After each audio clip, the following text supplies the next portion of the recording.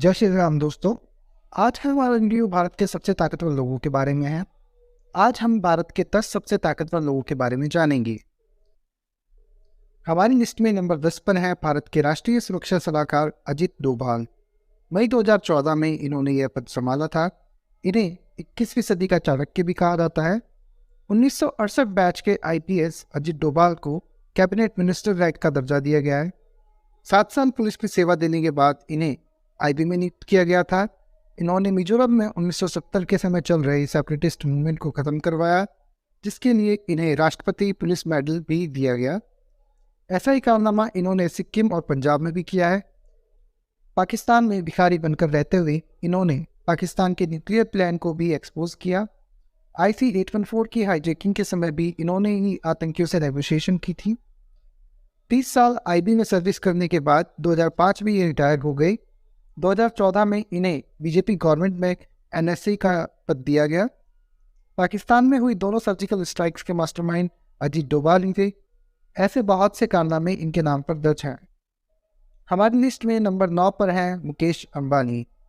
Mukesh Ambani is one of the richest man on this earth. Dhirubhai Ambani के बेटे Mukesh Ambani Reliance industries के chairman हैं। इनका व्यापार mobile network, retail, textile, energy, petrochemicals, mass media के क्षेत्र में फैला हुआ है। यह भारत की सबसे ज़्यादा जॉब्स देने वाली कंपनियों में से एक के मालिक है। अरबों खरबों की संपत्ति के मालिक अंबानी के पास दुनिया का दूसरा सबसे महंगा घर एंटीलिया है, जिसकी कीमत लगभग 15,000 करोड़ रुपए है। हमारी लिस्ट में 8वें नंबर पर है भारत की वित्त मंत्री निर्मला सीतारमण। ये पूर्व में भारत की रक्षा मंत्री भी रही है। दुनिया की 5वीं सबसे बड़ी अर्थव्यवस्था की वित्त मंत्री का इस लिस्ट में नाम आना तो स्वाभाविक था। 2006 में इन्होंने बीजेपी को ज्वाइन किया। उसके बाद ये बीजेपी की प्रवक्ता भी रही। 2014 से 17 के बीच ये जूनियर मिनिस्टर रही थी। 2017 से 2019 तक केंद्रीय रक्षा मंत्री के पद पर रही। 2019 से अभी तक ये भारत के वित्त मंत्री का पदभार संभाल रही है। Now on the number 7 we have BJP national president JP Nadda. 1960 में जन्मे जयप्रकाश नड्डा पेशे से एक वकील थे। वर्तमान में वे दुनिया की सबसे बड़ी पार्टी के राष्ट्रीय अध्यक्ष हैं। 1993 में हिमाचल से पहली बार विधायक चुने गए JP नड्डा हिमाचल के हेल्थ मिनिस्टर के पद पे भी रह चुके हैं। 2012 में वे MP चुने गए और इन्हें 2014 में मोदी जी ने यूनियन हेल्थ मिनिस्टर के पद का कार्यभार सौंपा। 20 जनवरी 2020 को इन्हें बीजेपी का राष्ट्रीय अध्यक्ष चुना गया। सितंबर 2022 में इनका कार्यकाल बढ़ाकर 2024 तक कर दिया गया। और number 6 we have RSS chief Mohan Bhagwat. 25 सितंबर 1925 में बनी RSS आज विश्व का सबसे बड़ा NGO है। BJP, ABVP, विश्व हिंदू परिषद जैसे 40 से अधिक संगठन इसके अंतर्गत आते हैं। 1975 में मोहन भागवत ने RSS ज्वाइन की थी। ये 1991 में अखिल भारतीय शारीरिक प्रमुख बने और 99 तक इस पद पर बने रहे।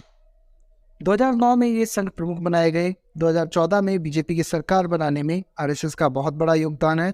स्वयं नरेंद्र मोदी जी और वाजपेयी जी भी संघ के प्रचारक रहे हैं। ये RSS के अब तक के सबसे सफल प्रमुख रहे हैं। हमारी इस लिस्ट में नंबर 5 पर आते हैं one of the most popular leader of India, chief minister of Uttar Pradesh Yogi Adityanath. लोग इन्हें प्यार से बाबा भी कहते हैं। गैंगस्टर और माफिया का काल कहे जाने वाले योगी आदित्यनाथ को नरेंद्र मोदी के बाद आने वाला PM माना जा रहा है। यूपी में इनके कार्यों की पूरी दुनिया में चर्चा हो रही है। इंडस्ट्री सेटअप करना हो, इंफ्रास्ट्रक्चर बनाना हो या बुलडोजर चलाना, इन सभी कार्यों की जनता प्रशंसा कर रही है। अलग अलग राज्यों से कई बार यह मांग उठती है कि हमें भी बाबा जैसा CM चाहिए। यूपी में 2014 के पहले तक अपराध का बोलबाला हुआ करता था और सैकड़ों दंगे हर वर्ष हुआ करते थे, लेकिन योगी जी के शासन में कोई भी ऐसा दंगा नहीं हुआ और अपराधियों पे भी उन्होंने लगाम लगाई। उत्तर प्रदेश देश की सबसे अधिक लोकसभा सीटों वाला राज्य है। यूपी में देश की सबसे बड़ी आबादी निवास करती है, जो तकरीबन 24 करोड़ है। हमारी इस लिस्ट में चौथे स्थान पर है भारत के चीफ जस्टिस DY चंद्रचूड़। यह भारतीय न्याय व्यवस्था के सबसे बड़े पद पर विराजमान है। 1959 में जन्मे DY चंद्रचूड़ भारत के 50वें चीफ जस्टिस हैं। नवंबर 2022 में इन्होंने राष्ट्रपति द्रौपदी मुर्मू के समक्ष शपथ ली थी। इनके पिता YV चंद्रचूड़ भारत के 16वें चीफ जस्टिस थे। साथ ही साथ वो भारत के सबसे लंबे समय तक रहने वाले चीफ जस्टिस भी रहे। इनकी ग्रेजुएशन सेंट स्टीफेंस कॉलेज से हुई और मास्टर्स हार्वर्ड यूनिवर्सिटी से। इसके बाद इन्होंने कानून व्यवस्था में PhD भी की। 1998 में इन्होंने additional solicitor general of India के पद से अपना करियर प्रारंभ किया और फिर जज of Bombay high court, chief justice of Allahabad high court, जज ऑफ सुप्रीम कोर्ट और अंत में 2022 में चीफ जस्टिस ऑफ इंडिया के पद पर विराजमान हुए। इन्होंने कई सारी ऐतिहासिक जजमेंट्स दी हैं। ये राम मंदिर केस में भी 5 सदस्यीय बेंच के सदस्य थे। Here comes my favorite of the list, Minister of External Affairs, Mr. S. Jaishankar. He is the most influential foreign minister of India. अगर इस समय दुनिया इंडिया की फॉरेन पॉलिसी का लोहा मान रही है तो इसका कारण एस जयशंकर ही है। UK, US, यूरोप को अपने बयानों से उनकी हकीकत से रूबरू कराते ही दिखते रहते हैं। चाइना, US, रशिया, पाकिस्तान से एक साथ डील करते हैं। आज इन्हीं की बदौलत भारत को एक इमर्जिंग सुपर पावर के रूप में देखा जा रहा है। इंडिया US न्यूक्लियर डील में इनका बड़ा योगदान रहा। रशिया यूक्रेन वॉर में भी अपनी कूटनीति का जज्बा इन्होंने बखूबी बिखेरा और भारतीय स्टूडेंट्स को यूक्रेन से सुरक्षित निकालने में कामयाब रहे। With the Indian government essentially ignoring war crimes in Ukraine, not condemning Russia, with India counting on the global support for in its struggle with China, its issues with China.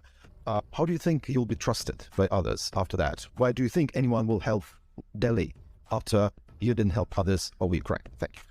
You know, it's an interesting question which you might, I mean, not you, meaning you personally, but people might want to ask themselves, because if I were to take Europe collectively, which has been singularly silent on many things which were happening, for example, in Asia, you could ask, why would anybody in Asia trust Europe on anything at all? You know, somewhere Europe has to grow out of the mindset that Europe's problems are the world's problems, or the world's problems are not Europe's problems.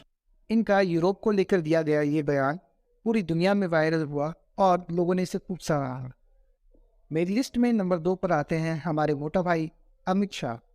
BJP के पूर्व राष्ट्रीय अध्यक्ष और वर्तमान union home minister Amit Shah केंद्र में PM Narendra Modi के बाद सबसे प्रमुख पद पर हैं। अमित शाह 22 अक्टूबर 1964 को मुंबई में जन्मे और 14 वर्ष की उम्र से ही ये RSS से जुड़े रहे। 1982 में यह पहली बार नरेंद्र मोदी जी से मिले और यहीं से मोदी शाह की जोड़ी बनी। यह जोड़ी राजनीति में सचिन सहवाग की जोड़ी से कम नहीं है। इन्होंने अपने सभी विरोधियों को धूल चटाते हुए देश के सर्वोच्च पदों को हासिल किया है। 2002 में इन्होंने विधानसभा चुनाव अहमदाबाद से लड़ा और जीते। 2007 में ये फिर से चुनाव जीते। 2014 में बीजेपी के सबसे युवा राष्ट्रीय अध्यक्ष बने। 2019 में इनकी अध्यक्षता में बीजेपी ने चुनाव जीता। 2019 में होम मिनिस्टर बनने के बाद इन्होंने आर्टिकल 370 और 35A को हटाया। अब आते हैं हमारे देश के सबसे ताकतवर व्यक्ति, prime minister of India Shri Narendra Damodardas Modi. गरीबी के जंजाल से निकलकर दुनिया के सबसे बड़े लोकतंत्र के नायक बने नरेंद्र मोदी की पॉपुलैरिटी जवाहरलाल नेहरू और इंदिरा गांधी के बाद सबसे ज़्यादा है। 17 सितंबर 1950 को गुजरात में जन्मे नरेंद्र मोदी के पिता एक चाय वाले थे। वे रेलवे स्टेशन पर अपने पिता की चाय बनाने में मदद किया करते थे। 1971 में नरेंद्र मोदी जी ने RSS को ज्वाइन किया और प्रचारक के रूप में काम किया। 1980 में उन्होंने गुजरात यूनिवर्सिटी से पॉलिटिकल साइंस में ग्रेजुएशन की। 1987 में इन्होंने बीजेपी को ज्वाइन किया और इसके बाद 1998 में वे पार्टी के जनरल सेक्रेटरी बने। 2001 में नरेंद्र मोदी गुजरात के मुख्यमंत्री बने। गुजरात के डेवलपमेंट को देखते हुए 2014 में बीजेपी ने उन्हें PM पद के लिए प्रस्तुत किया। 2014 और 19 में उनके नेतृत्व में बीजेपी ने केंद्र में पूर्ण बहुमत के साथ सरकार बनाई। नोटबंदी, GST, सर्जिकल स्ट्राइक, आर्टिकल 370 और 35A को हटाना, ये उनकी सबसे बड़ी उपलब्धियां रही। आज पूरी दुनिया के नेता नरेंद्र मोदी की तारीफें करते नहीं थकते। आज इंडिया को एक उभरती हुई सुपर पावर के रूप में देखा जाता है तो वो सिर्फ नरेंद्र मोदी जी के कारण है। इस वीडियो को देखने के लिए धन्यवाद। जय हिंद,